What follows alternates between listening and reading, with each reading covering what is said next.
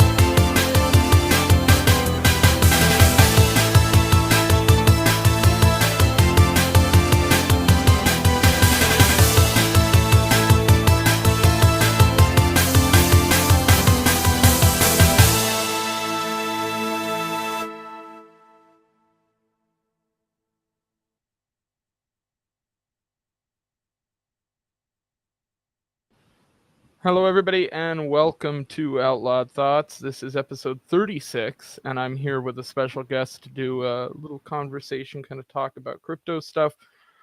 This is Kurt Wuckert Jr., CEO of Gorilla Pool, historian at CoinGeek, and founder of the Florida Bitcoin Citadel. I got recommended you to come on the show by a few different people, a couple in group chats and like Discord things, and I went and listened to some interviews with you. You're really great on a lot of things, I think, historically with Bitcoin. That is stuff that interests me, because it's like a lot of times you find it hard to find good info on a lot of the stuff from the past, because a lot of it is, we're talking like message boards and conversations that were had back and forth. And so what is it that you do like on your day-to-day in the crypto world? I guess that's a good question to start with. So I'm one of the very few people that is actually a full timer for at least 5 years. So I can see people commenting, "Nice shiner." I got kicked in the eye. So the thing that I do in the evening is Brazilian Jiu-Jitsu at an MMA school in town. So on Saturday, I was like, I'm going to go light today. My first round was with one of the black belts on the team. I'm a brown belt myself, and I'm going to pass his guard, and the way he switched his hip, he came around, and I literally ate a heel right at, like, my nose was bleeding. It was a whole thing. So rough. That's what's up with my eye. I saw a post on Twitter when I was looking for a thumbnail photo. Yeah, no, I get like 2 or 3 a year where it's just like straight up like, well, I'm going to need to explain this, or people think I'm going to be I'm a crazy person. But anyway, so day to day, I'm a full timer. I've been a full timer in the Bitcoin space since 2017. Started streaming in 2017, but I was a miner in 2013. Worked on a whole bunch of stuff, a lot of research and development kind of things in the Bitcoin space. Got super into Ethereum and Monero and like GPU mining stuff in the 2016 era. That's right around when I heard for the first time about crypto, I would say.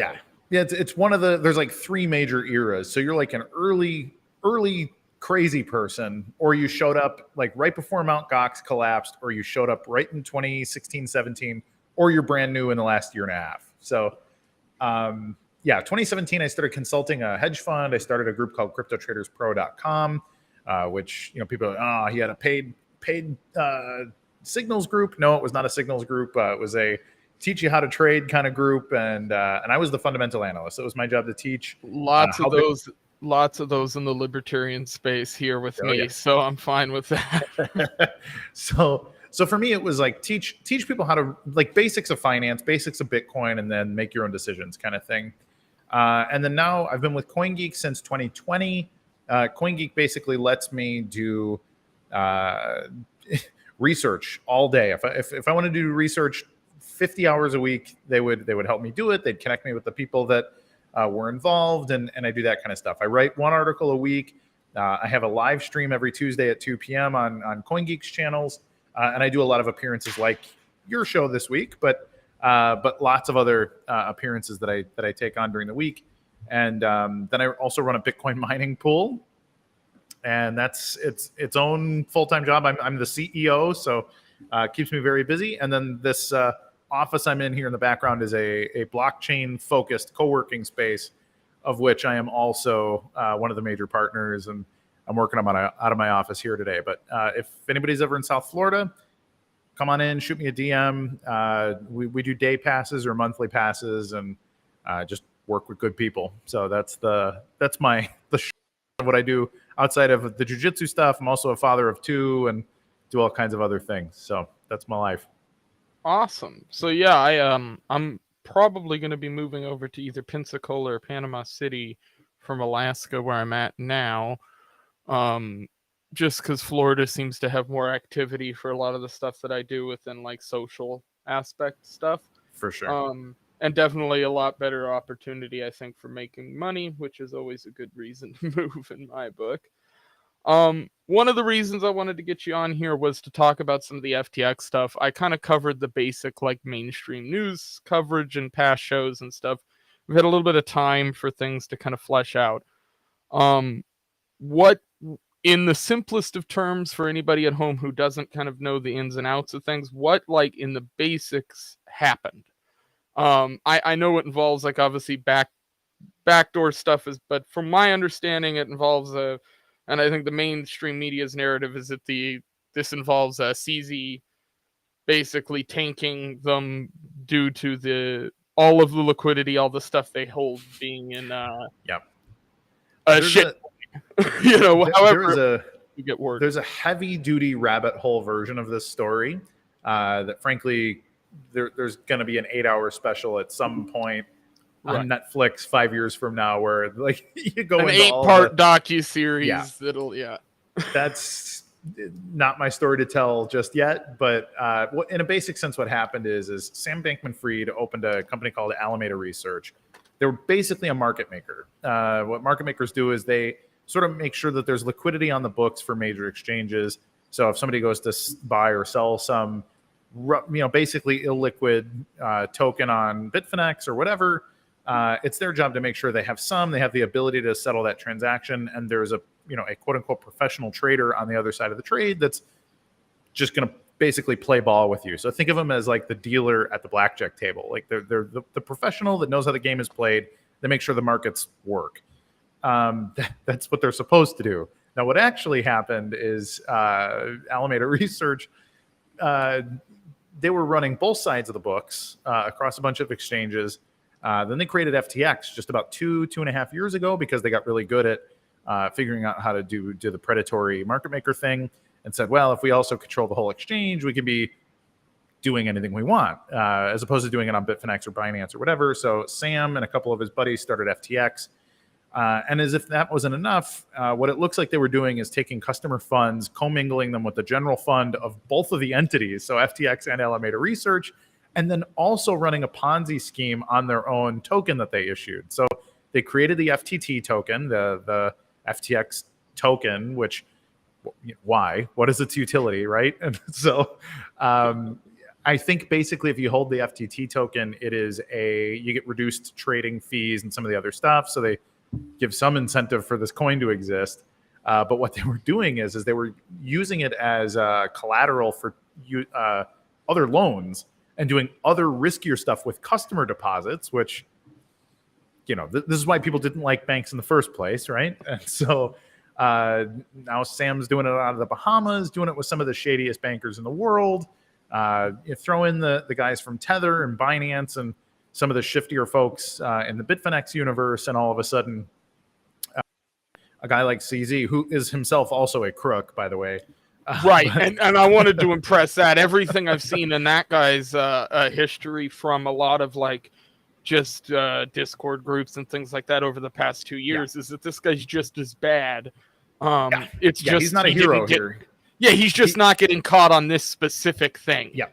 And he's a very shrewd businessman. I think he's probably made more money in Bitcoin than anybody in the last 5 years. So I think he's maybe the richest man in China or something like that. He holds some richest man in some jurisdiction, but he's basically called their bluff, like realized that it was just a giant Ponzi scheme and started calling them out. This is now 3 or 4 weeks ago on Twitter, like, hey, we may sell our FTT position because we think it's an illiquid shitcoin, basically.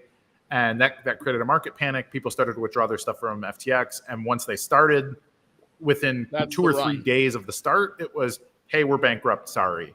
And so it was crystal clear that none of that money was real. Now, as that is unraveling, it looks like, oh, okay, he was buying his parents' houses outside of the company general fund. It just all kinds of the sort of thing that if you did it and you worked at Goldman Sachs or NASDAQ or, any actually regulated financial institution, like you do that one time, some regulator, it's like, hey, dude, you need to pay $1 million fine. If it happens again, you're going to prison, sort of thing. Yeah, well, I heard the media's like favorite word, like sentence over this last or headline over the last couple of weeks has been worse than Enron, and that's what you see everywhere because the guy who like cleaned up Enron is the guy who's like heading Correct. it's like and this is he's a whole looking mess. at it. He said within 3 or 4 days of getting put in the position, he said as much, like, oh, this is definitely worse than Enron.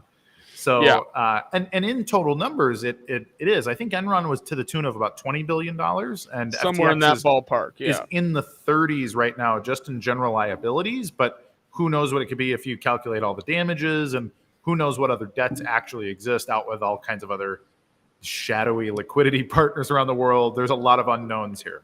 Right. Yeah, I'm a hotel auditor. So I deal with a lot of like weird like Excel accounting and random shit like that. But I a lot of it's like just math and numbers in general. So when I saw everything going on, that was the first thing I looked at is like, what are they holding? And then I was like, oh, it's all their own thing. And then some Robin Hood stuff. And I'm like, oh, oof. And I just waited and watched as everything kind of. But apparently, I've heard this from a few people, and you would know, this was sort of known beforehand previously. It just hadn't really burst yet. Yeah. Well, I mean, there are people in my. I've been a critic of FTX since it started. I've been a critic of Binance since 2017. Right. Like these things are all Ponzi schemes, including the main trading pair across the entirety of the blockchain economy is BTC, USDT. Now, Tether is itself is a known Ponzi scheme. Everybody knows it's a problem. Everybody knows they have something like 7% equity to debt, and everything else is a mix. They haven't said what the mix is, but unsecured loans, commercial paper. None of that sounds good. No. So, I mean, so what that means is okay, let's say I want to take out, I'm some super whale and I want to take $1 billion out in Tether right now because I'm just a really good trader. And hey, I'd like to make a withdrawal. Does that money exist? How long do I have to wait for OTC desks and some of these people to actually make this work? And well, the answer is we don't know. And that's a real problem. And the fact that that's the most liquid pair in the entire blockchain economy, it's got to make everybody think.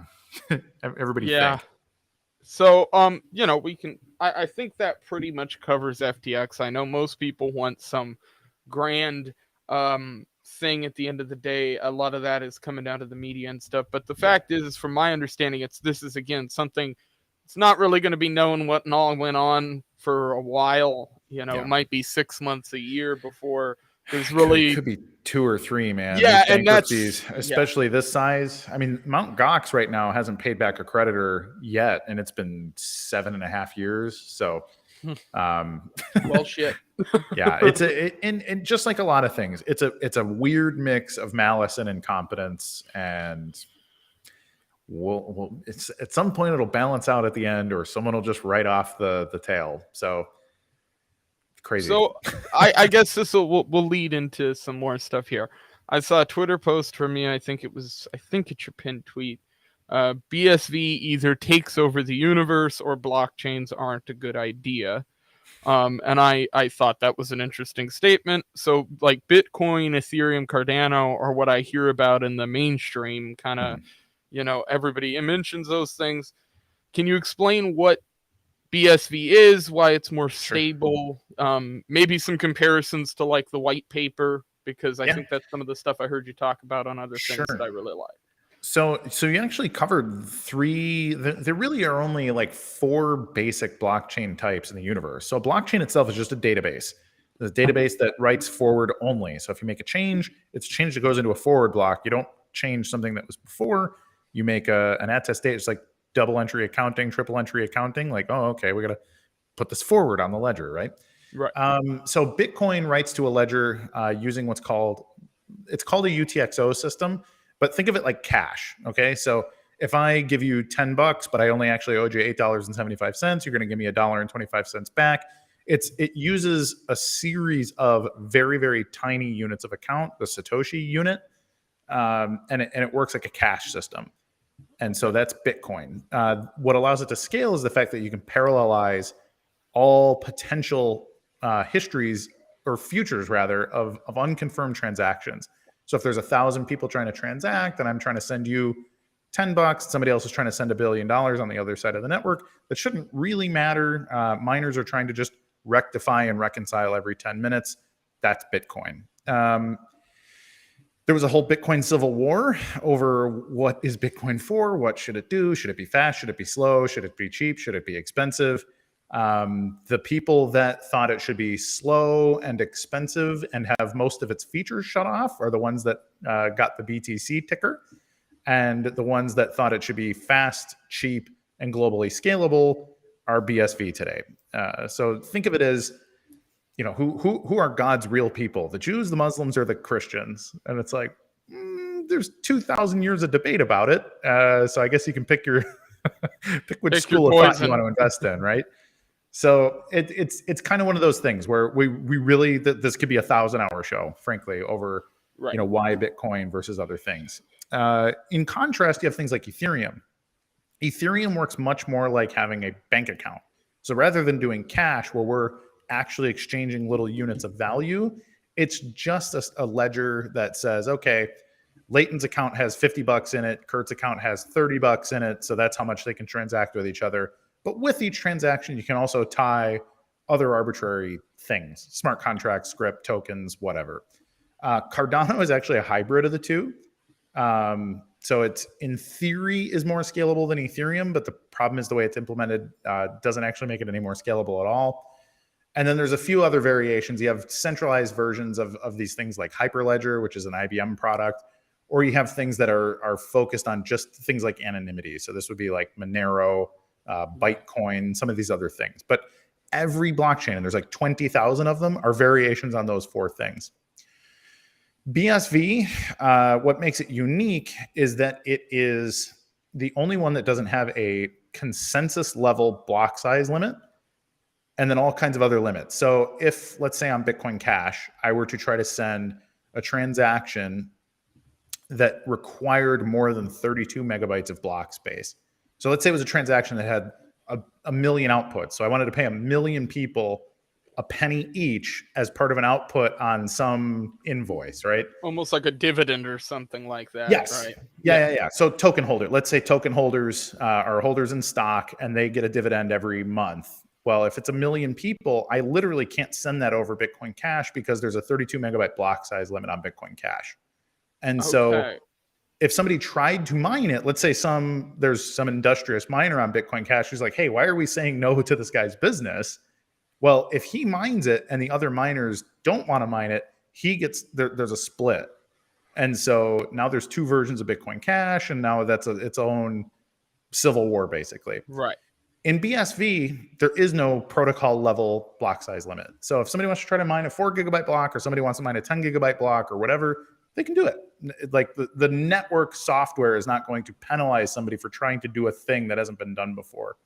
So 99.9% of blockchains are pre-planned what all of their swim lanes and limits are. And BSV is, hey, let's just let everybody compete. Like, here's the basic framework of how a blockchain could work. And we're going to let commercial entities that run nodes, which are mining pools or whatever, let's let them compete.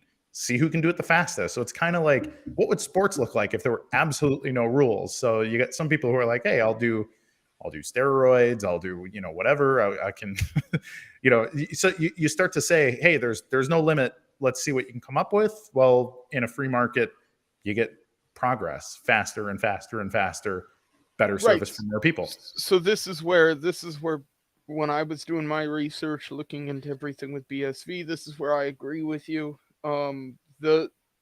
Everything that I've looked at from Bitcoin, Ethereum, Cardano, some of the ones that you just talked about, they all have an issue that I see as kind of, once you get involved in them, for instance, Bitcoin, to get involved, you're buying, $100 worth of Bitcoin. Most people are going to CoinDesk, they're going to Robinhood or whatever app they have on their phone. Yep. The general populace. And it never really amounts to much if you don't have a lot of money to invest into. And I've noticed this from point of view of friends of mine that had, say, 10, 15 grand at one point, that they were like, hey, I'm comfortable at my job. I've got this money to play around with. I'm going to invest. It doesn't really make sense for them to throw that into the crypto market within Bitcoin, at least from what I've heard from them with returns, things like that. When I look at BSV, I'm looking at, for instance, the 5-year just right now across the board. And the price that it's at right now at $42 and some change is right now the best, like, linear price wise is doing well, even though it's at its low point, right? It's at the lowest point of for a while. It's a good buy-in time, in my opinion, for something like that. So when I look into stuff from that point of view, I start going, well, when you invest in cryptocurrency, you have to be investing in something you can obtain realistically. And so I think a lot of people are investing in things like Bitcoin, but it's not realistic for them to own it. Most of them are keeping it on exchanges that aren't stable, that can close in a dime or just not let you pull your shit off. Like that was my issue with Robinhood, right? I know a ton of people at work, places that I go, that use Robinhood still to stay. And I'm like, these people literally restricted individuals from getting their money. Like, if a bank did that, you wouldn't bank with them. Yeah. So I think BSV makes sense for as far as an investment goes for me, because of the way that it's set up. And from what I meant by the white paper in general when I was asking that question before, was the fact that I read Satoshi's original white paper years ago. This is 2016, I think, when I first looked at it and went, oh, this is really interesting, and started realizing what was going on, because I wasn't too connected with that kind of space. Bitcoin doesn't really follow it, from my understanding, or at least it doesn't follow the way that it was supposed to be followed. Sure. BSV seems to do exactly that. It pertains to the paper itself. It remains the kind of original form of Bitcoin, in my opinion, I guess. And I think that was kind of the point of the Civil War you were talking about. It is. So I mean, the debate when I talk about being fast and cheap versus slow and expensive, Satoshi, if you read the introduction of the Satoshi Nakamoto Bitcoin white paper, where he explains what Bitcoin is for, there's an introduction section where he talks about the problem of centralized payment processors that have and people will talk about that. Every Bitcoiner will say, well, yeah, centralized payment processors are bad. But we will say they're bad for different reasons. If you actually read why Satoshi said they were bad, the problem was that the cost of doing business was too high. And so in 2008, what were the ways to do business on the internet? It was PayPal and credit cards, basically. There's probably some other edge cases, but that's the lion's share of how you would do business in 2008 on the internet. And both of which have a roughly $5 minimum fee. And so he complains about the fact that the minimum is too high, and there's so much commerce under $5 that you cannot engage with, because we don't have a global micropayment system. And so he goes into all the ways that can happen. He talks about simplified payment verification and all these things that you can do as sub-cent payments. And then you can read the conversations that he had with people who basically asking clarification questions on forums for about 2 years. And if you read through them, he goes on and on. Like, yes, you can issue a token that you can use on an adult site, or you can buy a pack.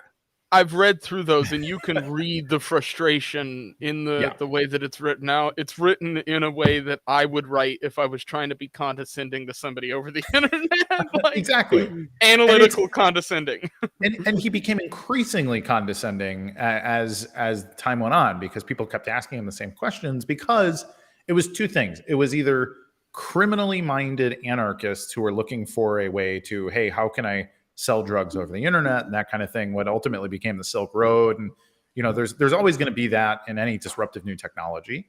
And then you have the people that only saw it as this massive investment opportunity. So you have your gold bug people who are like, well, if the government's suppressing gold, well, like I need something that I can bury in the backyard, and because the Federal Reserve is going to inflate the currency into oblivion, which is true, by the way. But Right.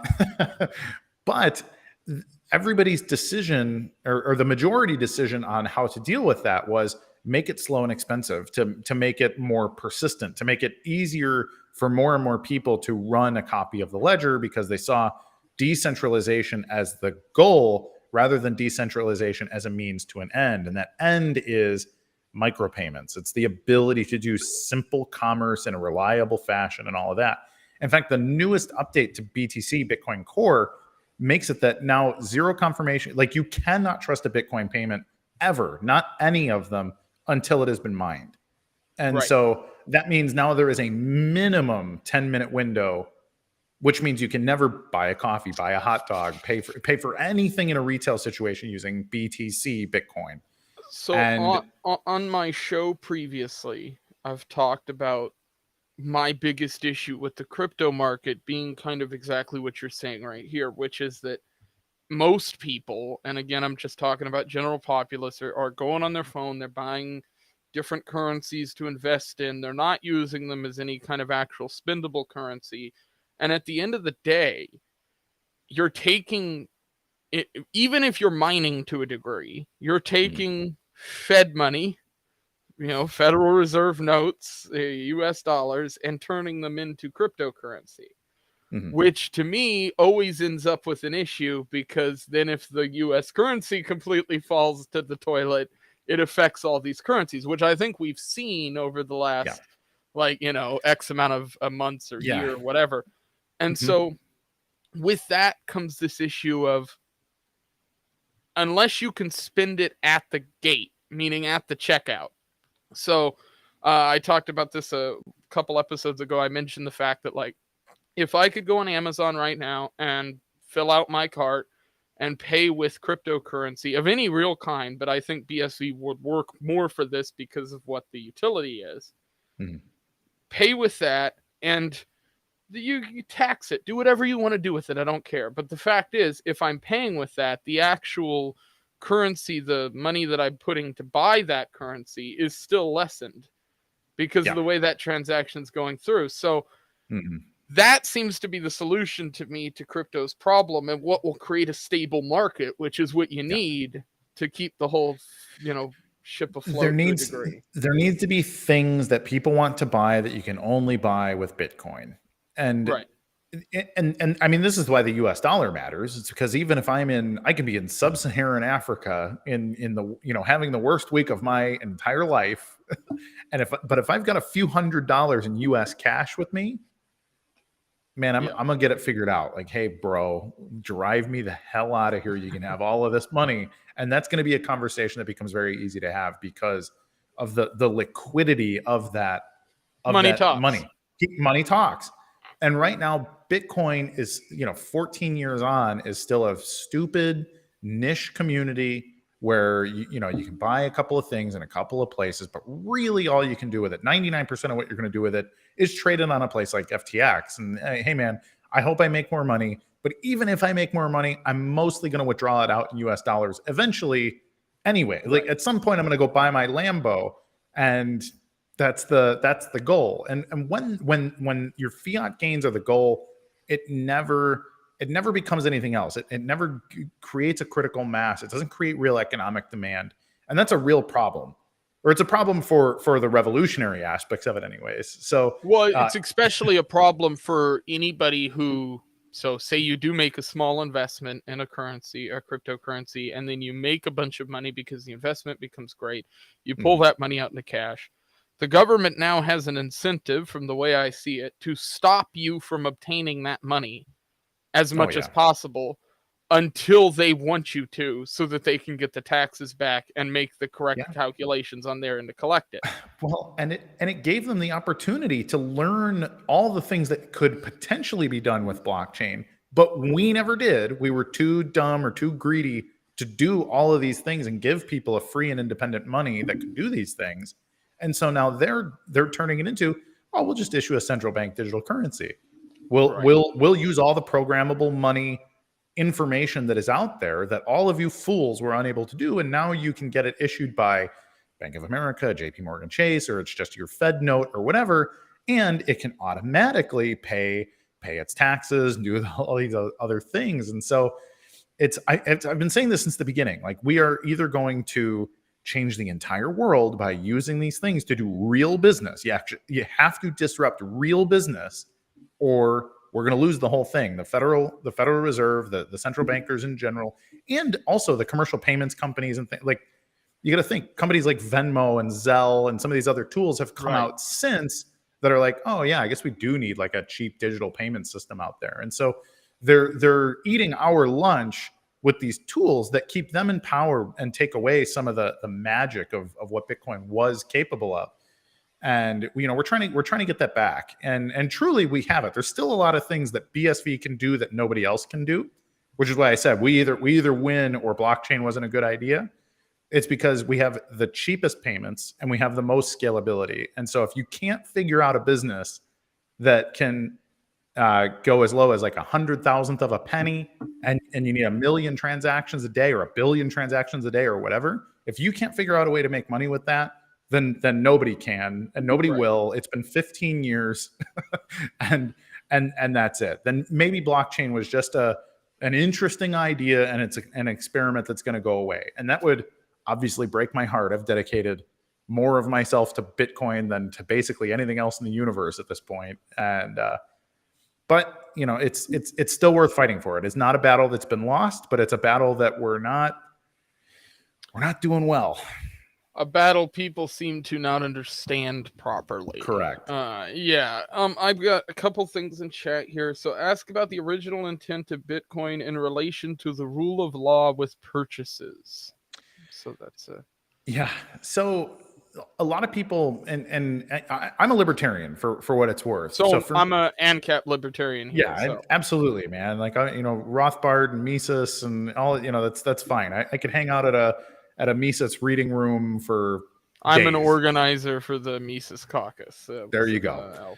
So that sort of defines my position, how I feel about law and government in general. The state is generally a problem, but it is something that exists. And the way that I've come to deal with it from a Bitcoin standpoint is that the focus really needs to be business. And what that means is purchase and protection of property rights. And if we're not going to protect property rights, then that's also a real problem. But the problem with the way that Bitcoin went is that so many anarchists treated crime itself as the opportunity and made it that, oh, well, okay, I figured out how to hack your keys or rob you in some way. And that's mine, though, because you failed to secure yourself adequately, you don't have a right to that property any longer.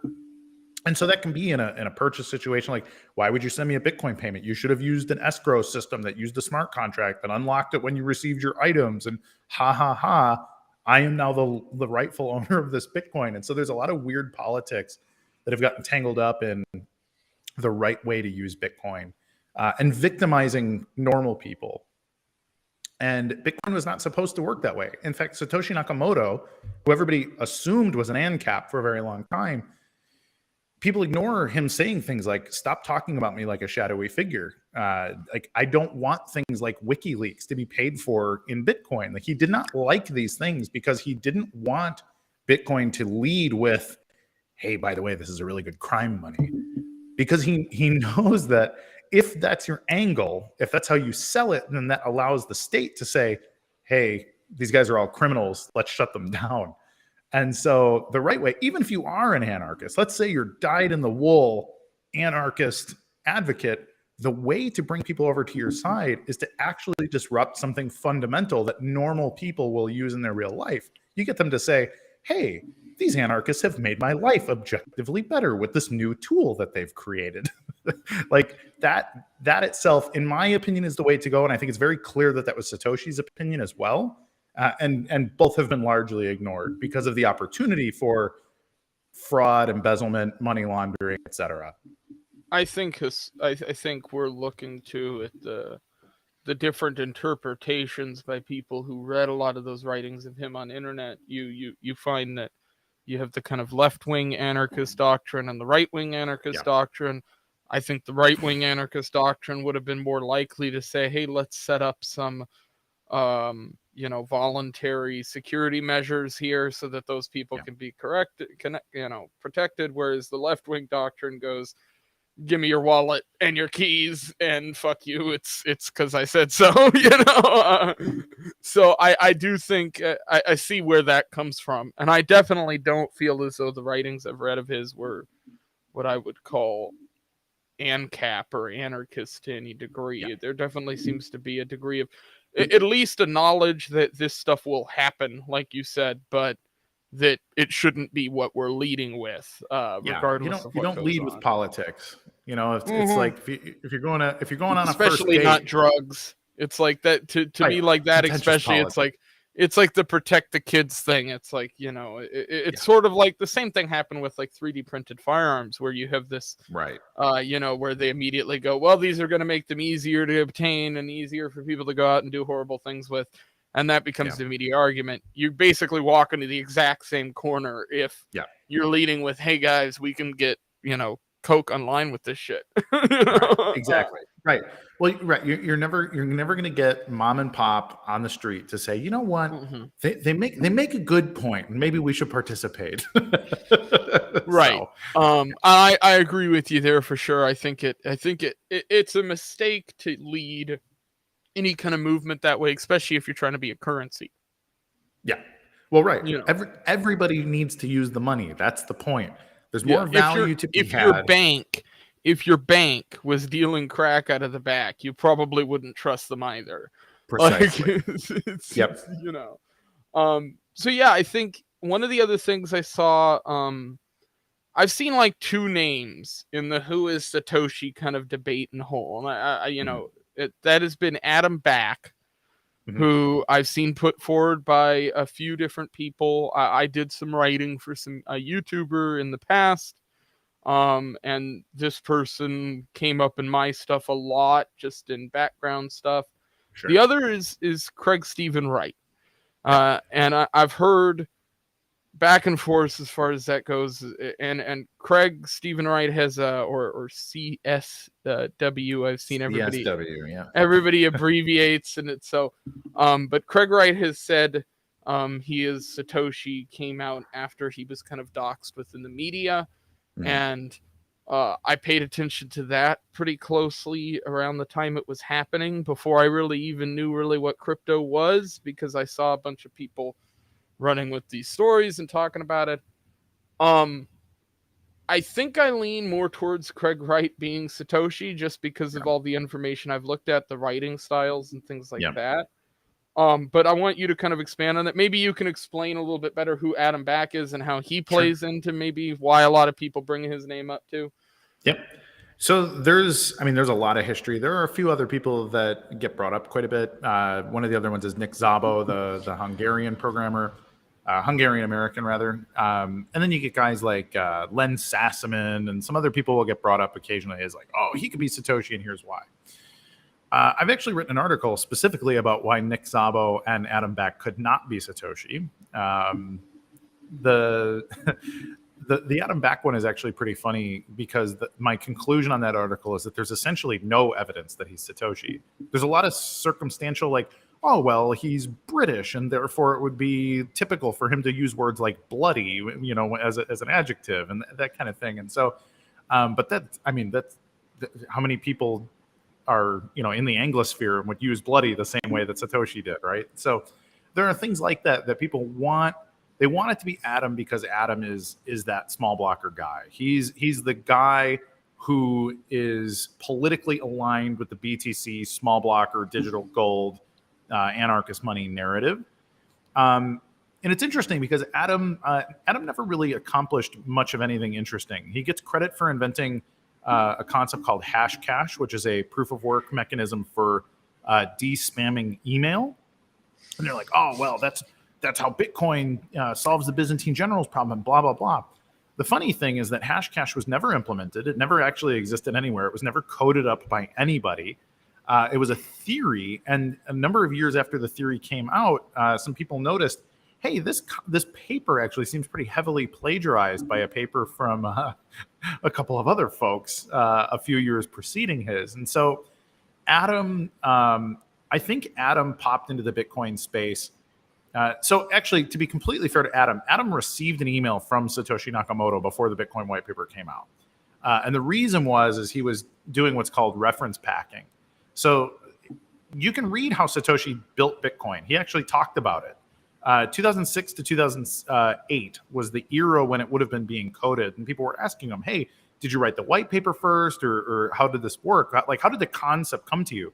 And Satoshi answered this question by saying, I actually coded it first, and then I wrote the white paper to sort of work my way back into it. And then I worked on the references. So Satoshi literally had Bitcoin more than 90% done when he found Adam back and sent him an email and said, hey, you wrote this paper called Hashcash that kind of explains how we come to consensus over the network. Can I put you in as a reference in the white paper? And Adam basically ignored him. Adam spent a number of years saying, Bitcoin's just kind of a whatever. I don't think it's that good of an idea. And then in 2013, when the price started to pump for the first time, and some people at a company called Blockstream, which is today a $4 billion development company in the US, they were looking for a front man. They were looking for a proxy, maybe Satoshi kind of person. They were looking for a marketable guy who had a little bit of street cred, and they wanted to put him in an official position. Well, Adam Back is the CEO of Blockstream today, and they started raising money based on hey, Adam was cited in the Bitcoin white paper, and wink, wink, it's possible Adam might even be Satoshi Nakamoto, but we're not having that conversation, which works really well in a place like Silicon Valley when you're saying, hey, can I have $100 million? Whisper, whisper, don't ask him, don't bring this up, but we think he's Satoshi Nakamoto. It's a fundraising tactic, frankly. It's a really great investment ploy. And I will say this, when I was looking into his past, what you just mentioned earlier was that, he's in the space at some point, but he doesn't really have any actual tangible, like, evidence of connection other than, like, you being in an email thread or whatever. That's right. Basically what I came to the conclusion of. The only reason I bring him up is because every time I go into any YouTube video in existence that's talking about the Who is Satoshi thing, because there's like 3 YouTubers who covered this topic that got a lot of views, every single comment section is full of people mentioning his name. And I'm somebody who did one of those videos and talked about him briefly in the video, but came to the conclusion this was not the person. So it really irks me even now as I kind of look into things, and I'm still seeing that name. Sure. Craig Wright seems to me... Craig. Yeah, go ahead. Craig, in contrast, Craig has a storied career, frankly, more credentials than almost anybody else on Earth in all of this kind of stuff. So cybersecurity, global payments, he set up token systems for gambling companies in the early 2000s. He was an auditor at BDO. He was working on double and triple entry accounting systems, which is like a predicate concept that went into how does a ledger get reconciled among a distributed consensus. He's a networking genius. He helped build the Vodafone network in Australia, built some of the first e-commerce websites in the world. He's also worked with UK and US intelligence agencies doing all kinds of just a lot of relevant computer science, cybersecurity, math, and the philosophy part. Like, truly, if you're going to build a money, there is a little bit of like monetary theory matters because it's an economic system as much as it's a technology system. And Craig checks all those boxes. But not only does Craig check those boxes, but he was also in the right place at the right time. He's an Australian who speaks very frustratedly when people don't understand his invention. And also, so he was outed officially in 2015 by Wired and Gizmodo magazine. And what happened is there were a number of people. There were basically 3 groups of people that were trying to extort him because they knew he was Satoshi. And they were trying to blackmail him with this information. And ultimately, the information leaked itself to Wired and Gizmodo magazine. And it was during the same day that those stories were published, there was also a takedown from the Australian tax office, which had been auditing him for a number of years. Now, the reason they were auditing Craig is that in 2010, he filed Bitcoin on his 2009 taxes, making Craig Stephen Wright the very first person on earth to ever claim Bitcoin on his taxes the year that Bitcoin came out. And so in 2009, there were less than 100 people on earth that had any Bitcoin at all. And obviously one of them would be Satoshi Nakamoto. That's a question that a lot of, to me right there is like, okay, well, he fits the rest of the bill. And there's this tax documentation that. There's also the fact that, I mean, if you were the person who invented this currency and you were trying to get it rolling, you would probably be the first person to attempt to do it legally, because you want to be copacetic later on and make sure that the money that you're hopefully going to make is accessible. Precisely. You don't want it to be contentious. I know a lot of people bring up the BBC thing that he did and the trying to sign into the Satoshi accounts and stuff. I know you've talked previously about private conversations he had with bigger kind of head people in the crypto movement. I guess expand more on that, the criticisms against him and what those kind of mean and stuff too, because sure.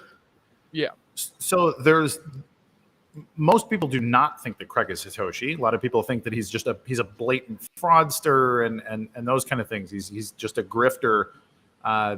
My first response to that is that if it was a scam, like to what end? I mean, this has been 7 or 8 years of hard work, personal investment, personal reputation, and he just continues to double down, working his ass off. He has 2,800 patents that are related to blockchain technology and Bitcoin specifically, and no signs of slowing down. He's actually accelerating his work at this point.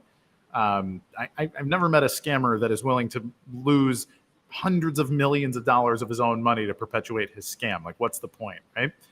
But like you said, there were a number of times where people say, why can't he just sign a cryptographic key pair message using Satoshi's known, like we know that Satoshi controlled at some point block number 9. So he has the keys for block number 9 because that's the block in which he sent a transaction to Hal Finney. And therefore the not beyond all doubt, but beyond most doubt, Satoshi Nakamoto has control of those private keys. So Craig, sign, Craig Stephen Wright, am Satoshi Nakamoto, using that key.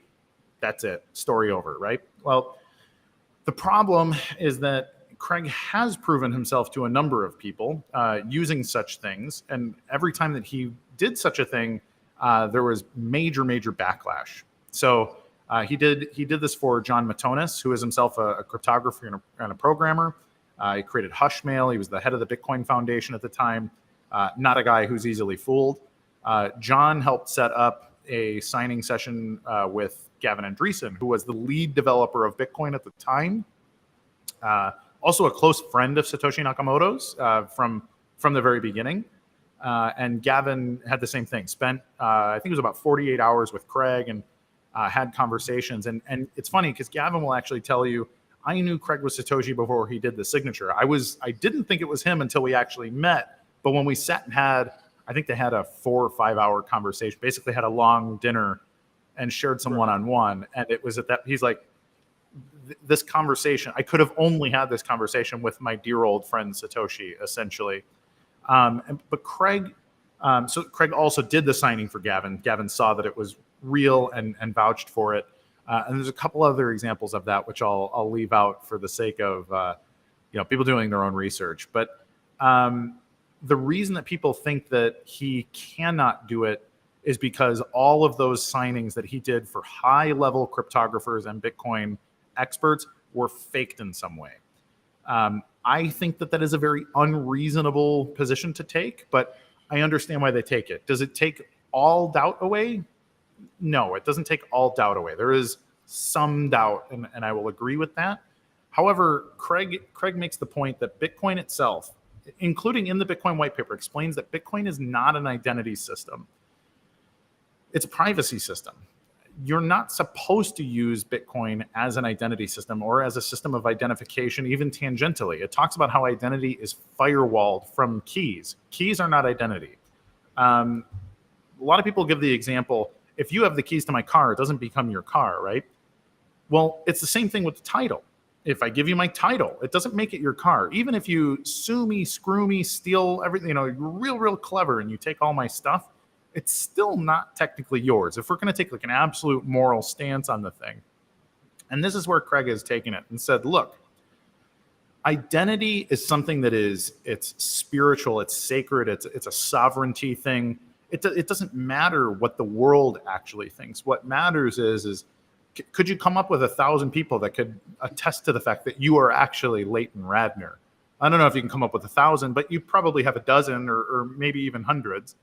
And that's the case for most people. And it wouldn't matter if you changed your name. It wouldn't matter if you lost everything. It wouldn't matter if you shaved your head or cut off your arms. You're still Leighton Radner, right? And so he says the same thing about himself and says, look, I proved my identity in ways that I didn't even want to do. I didn't want to be out. I was outed against my will. And then I decided to talk to a few old people, trusted allies, and show them some proof so that we could get back to work, essentially. So Craig didn't want the fame. He didn't want he clearly doesn't like being in the public sphere. He didn't want to be a celebrity. He hates this stuff. It gives him anxiety. It's unpleasant for everybody, frankly. And so he showed it. He said he'll never do it again. He doesn't care what anybody thinks. He wants you to know him not by the social aspect of things. He wants you to know him by his proof of work, which is a very, very Satoshi thing to say, is that you can't trust a Sybil. You can't trust a cheap signal. And even if he did it, if he signed everything, if he did everything everybody asked him, how easy is it to then say, well, he probably killed Satoshi? Yeah. I mean, it's never perfect. Prove that he didn't. Now, how does Craig prove that he didn't kill Satoshi? Well, this is, I think, one of the big problems you run into is it's probably best that no one ever really absolutely knows at the end of the day. But at the same time, you have this person that I think with evidence can be proven to be the person if you believe it. But there's always going to be this section of people who are just like, no, it didn't happen. This isn't a thing. So I definitely agree with what you've put forward. And I my own looking into things has come back to the same thing. I came to the conclusion that there was realistically no way, unless he obviously publicly does something again, that would prove it without a shadow of a doubt. But at this point, you're like, well, there's no one else that really ticks all the boxes in the way that character does. And some of the other important things is things like, explaining the nature of a Turing complete smart contract fueled by Bitcoin transactions up in the Bitcoin script stack. And he's talking about this stuff in 2015, which at the time, literally nobody knew any of this was real. In fact, he was talking to a panel that included Nick Szabo, who everybody at the time was like, oh, Nick's probably Satoshi. And Craig, who was a person nobody had ever heard of at the time, is just talking circles around Nick's understanding of Bitcoin. And like things like that, this is like when you meet somebody, let's say you were to meet an engineer from, Audi or somebody, and you start talking about, well, what is the engine timing on an Audi R8? Well, the guy that actually engineered the thing or builds the car, he can tell you, and he can tell you the eccentricities. He can tell you why maybe he would have done something different if he could design it again, right? And that's that sort of deep understanding that Craig has about Bitcoin, where he talks about, well, actually, here's why you would use a Merkle tree, for example. Like Merkle trees really only become a net benefit if you're doing billions of transactions a day. And here's all these reasons why. But Bitcoin has one, and it actually makes BTC less secure because it would be easier to use a completely different function for sharing UTXO data. Before I get way into the weeds, it's basically from a computer science standpoint, there are these presumptions about things that people don't really think about very hard. But if you ask Craig about some very weird, obscure thing about Bitcoin, like, hey, why this bizarre design choice in Bitcoin? And he just instantly has this answer for you that makes all kinds of sense and clarifies all kinds of other things. And it's like, that's the kind of conversation you could only have with Bitcoin's architect. And so there's a lot of examples of that you can't really rectify any other way. Great. I think that's as good of an answer as you can give on that topic. I think to to kind of close things out, one of the things that I think I'll ask everybody who comes on the channel in regards to like crypto stuff in general is what is the best way for the majority of people who are just working a 9 to 5 to enter into some form of trade within the space, or saving, or Sure. just doing what you're supposed to do? Sure. I think, the investment opportunity, there's a million people out there that are going to go tell you to buy their coin. And I am not that guy. I think that the most important thing is to use it for something that you can't do anywhere else. And so if you want to learn something about BSV, if you want to use BSV in a way that is interesting, I tell you to download Handcash Wallet, set yourself up a handle, send me your handle, DM me your handle on Twitter. I'll put your handle out on Twitter, and we'll see how many people will send you a penny. So you can see how many times you can send and receive pennies, and then you can use that penny on a place like Twetch.com or Haste Arcade or any number of the places where you can actually use BSV to spend thousands of pennies to deploy some other thing out in the system that lets you have fun. So if you look behind, I think this TV right here has a Haste Arcade game playing on it right now that my buddy Zach set up. And so with Haste, you can put yourself on a leaderboard. And every time you play it, let's say you're playing pinball, right? So if you play a pinball game, you're the number one guy up there. Well, what if every person who landed below you had to pay you a portion of their quarter, got paid up to you every time they didn't beat you? And that's what Haste Arcade does. And that's something that only Bitcoin can do. And of course, by Bitcoin, I mean BSV in this instance. And so when it comes to the investment stuff, yeah, do I think it's an undervalued asset? Absolutely. Am I going to tell you to invest it? Absolutely not. Most people should focus on paying off bad debt and investing in actual skills. Like, nothing will kill you faster than being unskilled and in debt. And so that's investment advice that I'm happy to give. But will BSV outperform anything? I have no idea. That's not why I'm here. But if you have a business opportunity that would benefit from cheap, reliable payments or increased data integrity, then BSV is probably your best option to take a look at. And feel free to send me a DM. I really am happy to talk to anybody that wants to learn more about like technical implementation stuff. No, I think that's a perfect answer, especially because you have the integrity to say you think that it's something that works, but not force it down people's throats. I think that's something I see a lot of times in the kind of crypto space. It's kind of toxic, and a lot of the Discord communities and things like that, where you see everybody kind of huddle together. And, well, it has been great talking with you. I want to kind of close things out here. Go ahead and plug everything if you got more to say on that end, and for sure we'll close out. Read my articles at coingeek.com. Feel free to watch my live stream. It's Tuesdays at 2 p.m. Eastern Standard Time. It'll stream from my Twitter, but also YouTube, Facebook, anywhere else on social media. And if you want to mine, if you're interested in mining Bitcoin, I run a mining pool. It's the only public mining pool on BSV at gorillapool.com.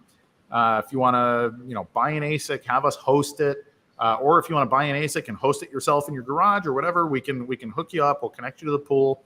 We'll help you with all of that stuff. So feel free to reach out, and we'll do any of that. Also, if anybody's in South Florida looking for a cool place to hang out with people that work in the blockchain space full time, I'm here at the South Florida Bitcoin Citadel right now, and you can come work with us and hang out. So I think otherwise, ping me on Twitter, follow me on Twitter, check me out across the internet, and that's it. Awesome. Well, this has been a great show, and we will see you guys in the next one. Take care.